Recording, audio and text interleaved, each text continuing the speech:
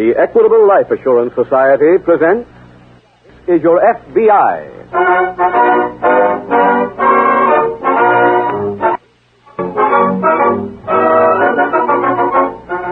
This is Your F.B.I., the official broadcast from the files of the Federal Bureau of Investigation, presented as a public service by the Equitable Life Assurance Society of the United States and the Equitable Society's representative in the community.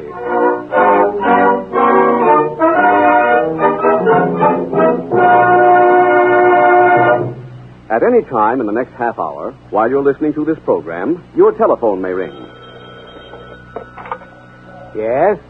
This is the Radio Checking Bureau. Is your radio turned on now? Oh, yes, it is. What program are you listening to, please?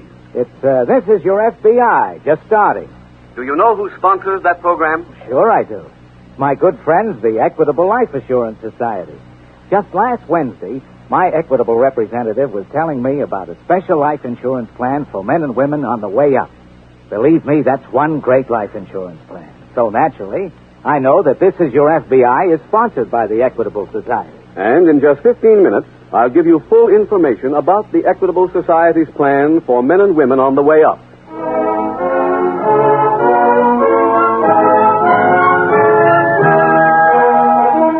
Tonight's FBI file, the Juvenile Shakedown.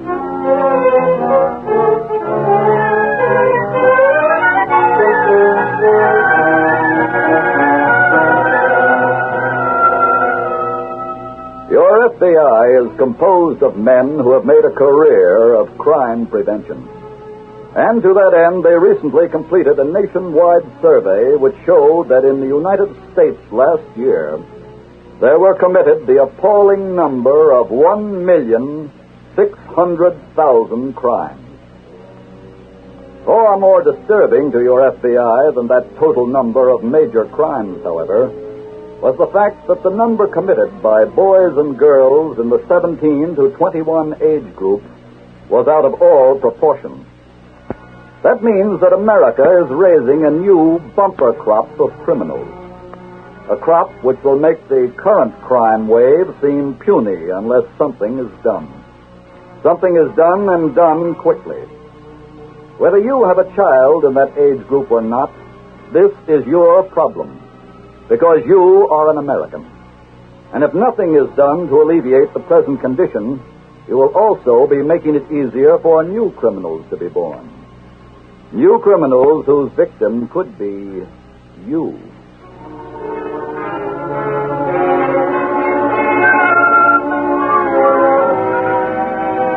Tonight's FBI file opens in a city in upstate New York. Two teenage boys have just left a large department store. Well, Curly, I guess that takes care of our shopping for today. Yeah. What do we do now, Rip? I don't know. Can we, go to the movies? Now, let's get rid of stuff first. What do we score for? 5 fountain pens, those 2 silver money clips, and them cufflinks. Hey, that's good, huh? Not bad. Just a minute, boy. What? I want to talk to you. Well, what about? I was watching you in that store. We didn't do nothing. I saw you lift those pens. Rip, you're crazy, mister. I also saw you steal some cufflinks. Rip, let's blow. No, you don't. Let go of me. I'm not a cop. Huh? I just want to talk to you. I don't get this. I have a proposition that you might be interested in. Is this a trap or something? No. As long as you boys indulge in larceny, I think I can put you next to something big. What do we do, Rip? We'll talk to him. What can we lose? Fine. Have a candy store a few blocks from here. Let's go over there right now, huh?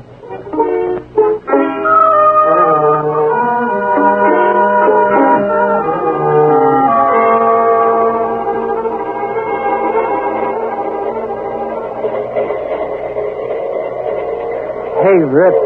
Yeah? This is fun, huh? Fun? Riding on top of freight train? Oh, sure.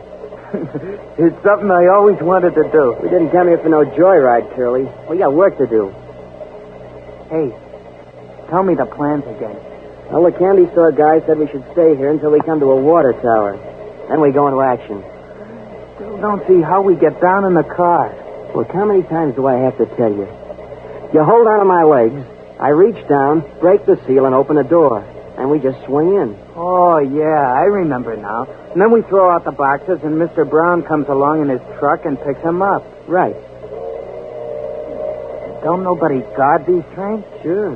Just got to keep our fingers crossed that nobody spots us. Hey, you know... Hey, wait a minute. Huh? There's the water tower. Come on, let's get started. Oh, okay. Get around here and grab my leg. Oh, sure, Rip. How's that? Okay. Hold on tight. Oh, I will, Rip. Honest. So. Can you reach the seal?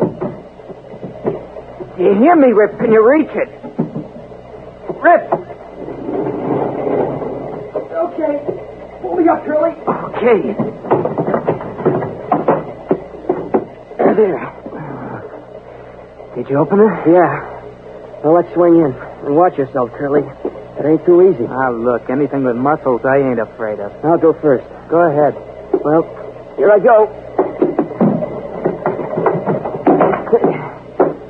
Come on, Curly.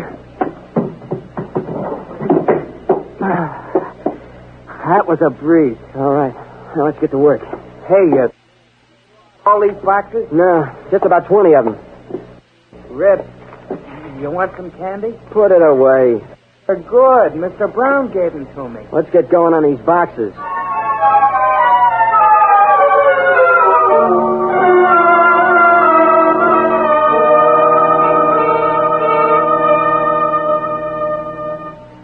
Hello, Bill.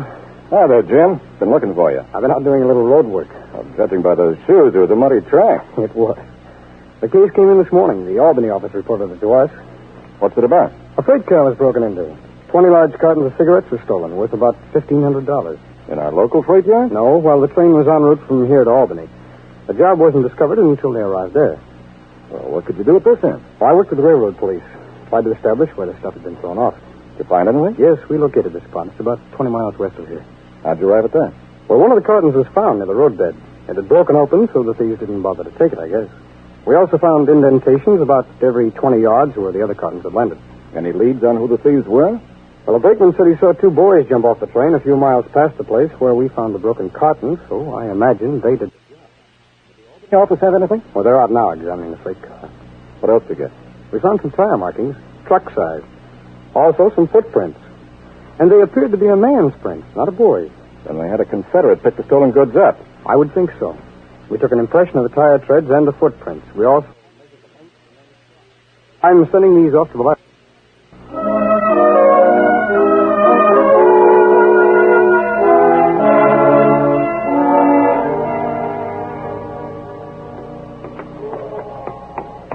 Hiya, Rip. Hi, Curly.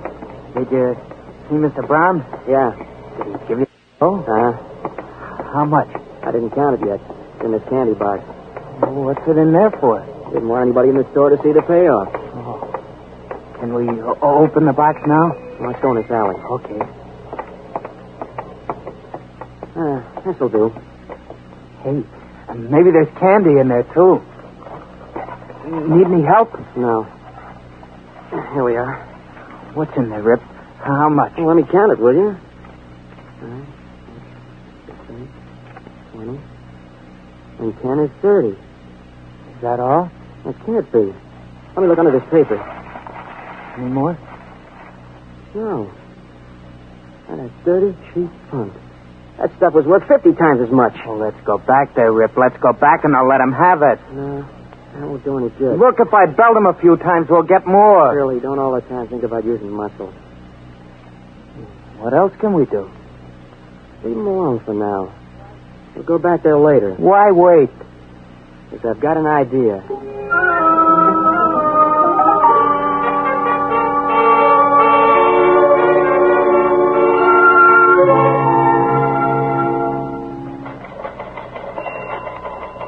Jim, Yes, Bill. you came in just in time. The teletype's for you. Oh? What's it about? It's from Washington. Looks like a laboratory report on those footprints we sent down there. Good. Here you are. Thanks. Footprints and length of stride indicate men about 5 feet 8 inches tall, weighing close to 200 pounds. Jim, have you heard anything from Albany? Yes, they found several fingerprints on that freight car seal that might mean something. Anything else? several candy wrappers were found on the floor of the car. One of them here. Here. Looks like a taffy wrapping. Mm-hmm. I've already contacted the company that makes this candy, and they said they distribute it to about a dozen stores here in town. Well, if the boys who broke into that car live here, that might be a way of identifying them. Yes, I know. The candy company is sending me a complete list of those stores as soon as they can check on their records.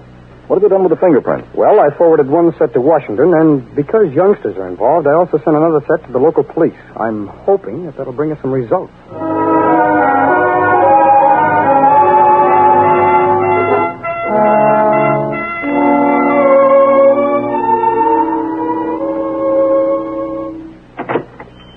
Go ahead, Curly. Right. Hello, Mr. Brown. Oh, hello there, boys. Just closing the store. We want to talk to you. I'm afraid we'll have to wait till tomorrow. We want to talk now. Well, It's about that dough you gave us, Mr. Brown. what about it? It wasn't enough. We want more.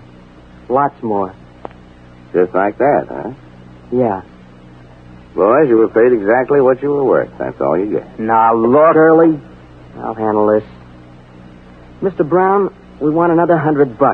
Please get out of here. I'm closing up. We ain't leaving here till we get it. Now, look. I don't want to make any trouble for you, but if you don't get out, I'm calling the police. And what'll you tell them? That you're thieves. You came in here to shake me down. Will you tell them why we're shaking you down? I'll say that you stole some goods from a freight car. Tried to sell it to me. And you think they'll believe you? Yes. I'm a respectable businessman. I've got some news for you, Mr. Brown. That story won't stand for nothing. Why not? Because I'll have a story, too. That'll make a bum out of yours. Tell it to him, Rip. Sure. I'll tell the cops that we're just kids. Poor kids. You got a hold of us and poured evil thoughts in our ears. You threatened to do all kinds of things to us if we didn't go out and steal for you. I'm telling you, I'll really lay it on, Mr. Brown. They'd never believe me. They would the way I tell it. I got a lot of... I can look real sad. And I can cry, too. Real tears. Look, watch me. He made us do it, Your Honor. He made us become bad boys. He made us steal that stuff in the freight car. He was, Your Honor, he was the one. You like that, Mr. Brown? That's just a sample. I pull that on a judge. We get let free in 20 years. Now where do we stand? I'll get you the money.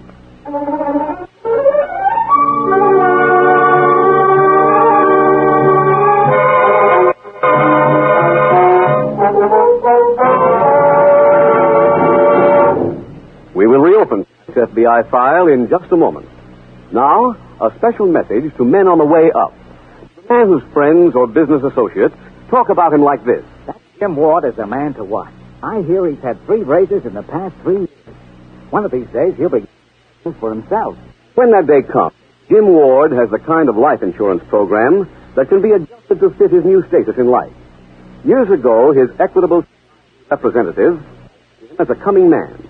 So he advised Jim Ward to invest in an equitable life insurance plan for men on the way up. A special plan for people whose capacity can be expected to increase as they become more experienced in their business or... I may be fooling myself, but I think that's a pretty good description of... So how about telling me a little bit more about this plan? Well, this Equitable Society plan for men on the way up has 3 major advantages. First, it gives you and your family needed protection right now. Second, this Equitable plan provides for readjustment in the future. 5 years from now, when you're making more money, you can make up your mind whether you want more protection or bigger cash values. Or you may decide to work out a retirement program. Third, this Equitable plan is flexible at all times. Can expand or contract as you see fit. To me, that's a brand new angle on life insurance, Mr. Keating. How can I get the whole story? Just get in touch with your Equitable Society representative and ask him about the Equitable plan for people on the way up. Why not phone him soon? Or send a postcard care of this station to the Equitable Society. That's EQUITABLE. The Equitable Life Assurance Society of the United States.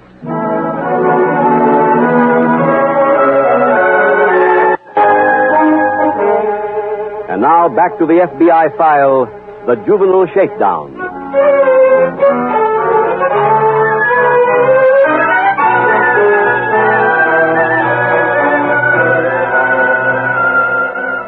Tonight's case from the files of your FBI is shocking because it shows the evil machinations of an adult in making criminals of youngsters, and thereby effectively hampering any chance they might have had of becoming decent, law-abiding citizens. The depth to which human beings can sink, apparently, has not yet been reached. But each year, new evidence is discovered that somewhere a human being has done something which is unspeakable. It is obvious that there is great need for people to examine their morals, because we may be headed in the wrong direction, headed in the direction which has led to the downfall of every civilization yet built by man. Tonight's file continues at the local FBI office. Special Agent Jim Taylor is working at his desk. Say, yeah? What's happening on that freight car job? Oh, I just heard from the local police, Bill. They've identified one set of fingerprints as belonging to a boy named Ralph Sterling. His nickname is Rip. What's his record? Well, he spent 2 years in reformatory. He was convicted for a series of petty thefts. When was he released? About 2 months ago. Do they have an address on him? Yes, they checked with his parents, but he disappeared from home about 10 days ago. Hasn't been seen since. Well, that certainly doesn't help much. Yes, I know.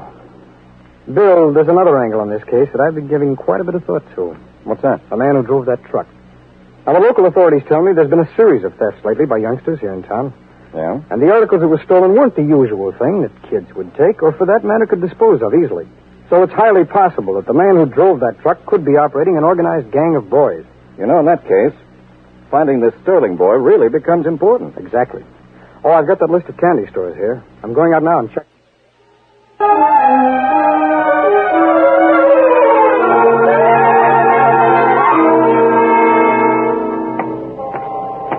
Hey, Rip. Yeah? How's our dough holding out? We got about $20 left. Oh, we spent that much? Sure, we got these clothes, didn't we? I took most of it. Guess we better think about doing another job. We don't have to. But, Rip, we gotta get dough. I wouldn't like it being broke again. We'll get dough. How? From Mr. Brown. He already paid us. That was only a down payment. I don't get it. We got that guy where we want him. He's a real good shake for us. All we have to do is drop in on him once in a while, remind him of that story I gave him, and we never have to work.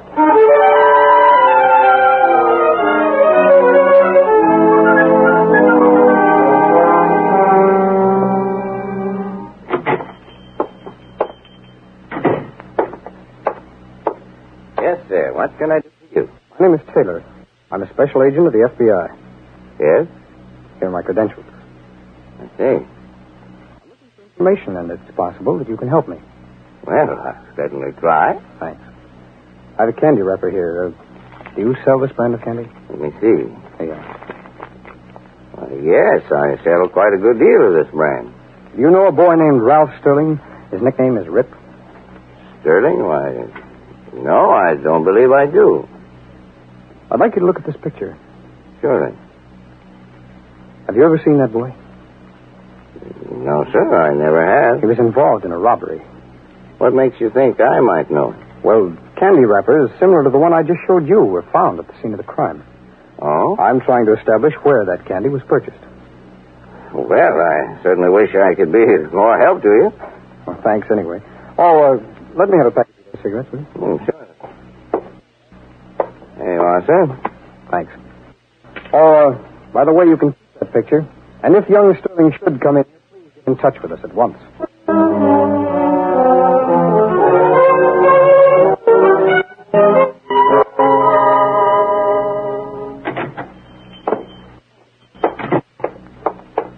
Hello, Mr. Brown.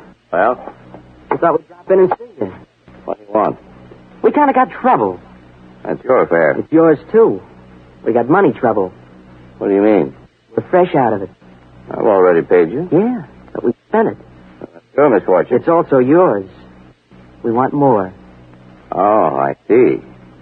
You're going to make a steady habit of this, Only when things get tough. $50, Mr. Brown. I haven't got that amount in the store. Don't stall. Mr. Brown, you want I should do my crying act again? No.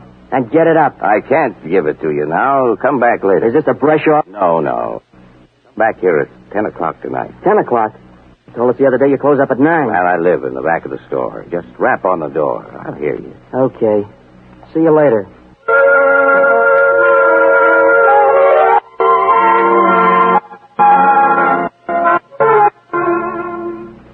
No. Billy, busy? No, not very, Jim. Make out. No luck. Cover all the candy stores? Yes, I went to all 15 of them. They'd never seen young Sterling. Oh, has there been any word from the local police? Oh? Bill, would you mind doing a little tabulating with me? No, not at all. Okay. Now, every package of those cigarettes that were stolen had a New York State cigarette tax stamp on them. Now, those stamps are numbered. I have a list of all the numbers here. Quite a list it is, too. Yes, but our job won't be too complicated. Each candy store I went into, I bought a package of the same brand of stolen cigarettes. I have them all here. Are the numbers on this list all consecutive? That's right. Okay, read them off. Right. Now, this first pack was bought at River Street Stationers, number 11324. Let's see. 234. No. Okay, next pack bought at Wilson's Candy Store, number 13356. Wait a minute now. Should be on this page. Yeah, here we are. No, that's a blank, too, Jim. Here's the next one. Bought at Brown's Candy Store, number 14195. Well, that might get us something. There's a list here of 1-4s. Let's see. 14195? That's it. It's right here on the list, Jim. Look. Right. Yes. Brown's Candy Store. Bill, let's check the Motor Vehicle Bureau at once. Find out if Mr. Brown has got a truck.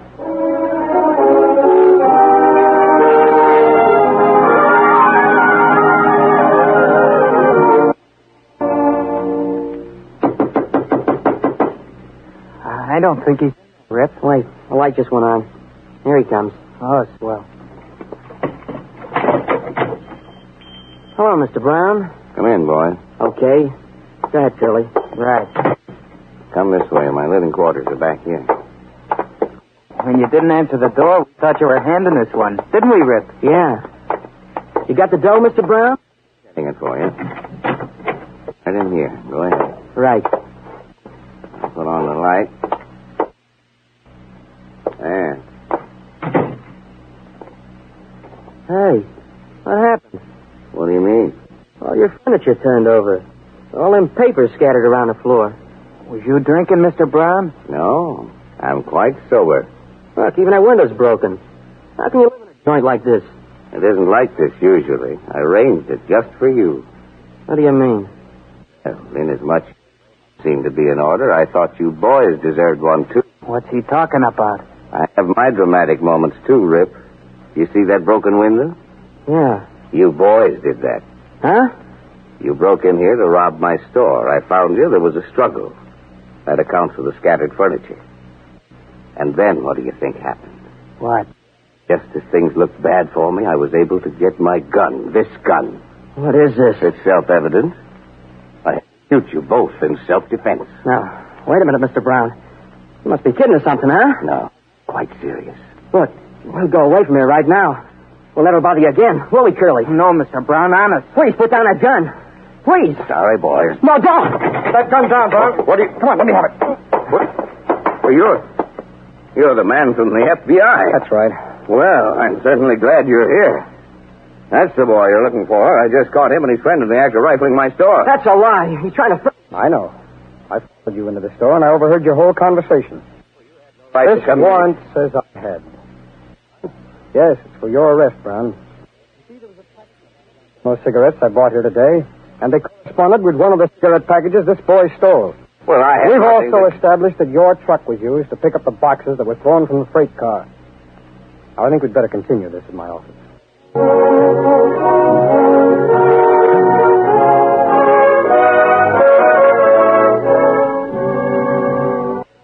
Frank Brown, the illicit storekeeper, was sentenced to 5 years in a federal penitentiary as a receiver of stolen goods.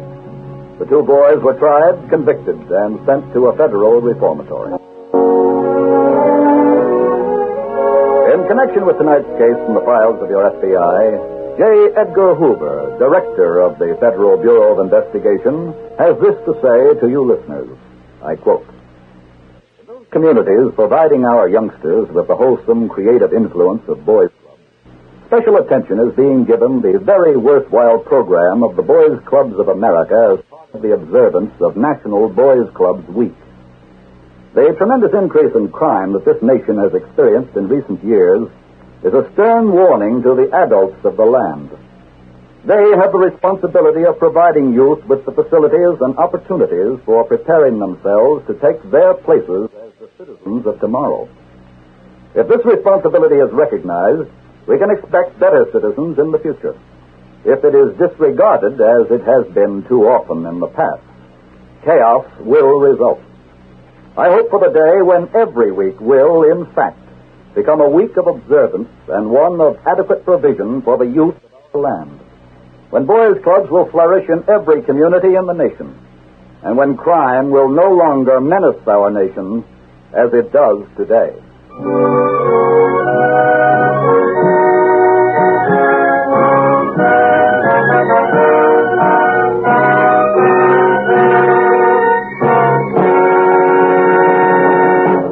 In just a moment, we will tell you about next week's exciting case from the files of your F.B.I. If you're what President Thomas I. Parkinson of the Equitable Society describes as a man with faith in his own future and the future of America, then you'll surely want to learn more about the Equitable Society plan for men on the way up. Exactly how much will this plan cost me? The Equitable man has the answer. How much protection does it give me right now? Your Equitable representative can work that out in 2 minutes. Does this plan offer me desirable options? You bet it does.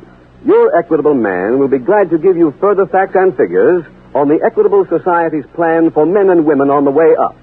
Find him in the phone book or send a postcard care of this station to the Equitable Life Assurance Society of the United States.